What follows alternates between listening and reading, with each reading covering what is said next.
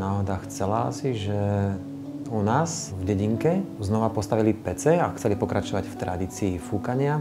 Tak som sa tam išiel pozrieť a keď som videl, ako sa teda fúka a tvaruje takéto žeravé sklo a videl som v tom takú výzvu, že by som to chcel skúsiť aj ja.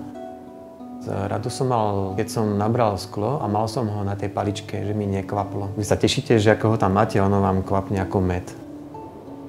Potom, keď som to zvládol, tak som sa učil fúkať do formy. Takže sú rôzne také akoby profesie v tej sklarčine. Ja som si prešiel akoby všetkými. Som videl tie hranice možností, že čo sa dá a čo už sa nedá. Čiže som aj veľa skúšal. Niekedy sa mi až smiali, že prečo to skúšam, keď to sa nedá, ale v podstate ono to je také, že naozaj žeravé, horúce. Leje sa to a vy máte niekoľko sekúnd na to, aby ste to stihli vytvarovať. Keď to premýškate, tak máte potom problém, že buď začnete odznova, alebo to skúšate zachrániť. Za tých pár sekúnd vám vznikne niečo, nejaké také dielo, ktoré je jedinečné. Ja sa venujem takému tradičnému, taká kombinácia aj fúkaného, aj plného skla. Čiže spájam to, lepím za horúca, môžem to prifarbiť priamo v peci a naťahujem a strihám, takže to také rôzne kombinácie takých techník starých. Nikdy sa nesnažím robiť rovnaké výrobky. Buď spravím to sklo také bublinkové, alebo ho troška vykrivím, aby bolo také iné.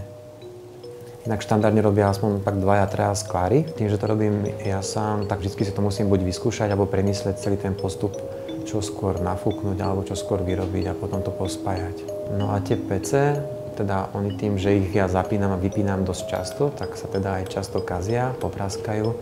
Táto moja pec momentálne je asi už 13. pec, takže asi každý rok zhruba musím robiť novú pec, ktorú zase troška vylepším.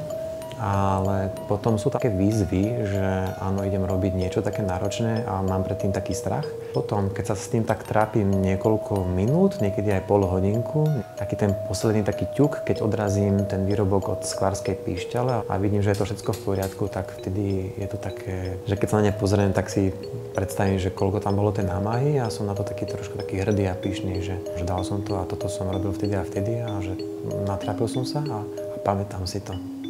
Určite ma to tak baví, že viem si to predstaviť aj za rok, za dva, ak mi zdravie dovolí. Ľudne aj v 70-ke si rád fúknem do toho sklíčka žeravého.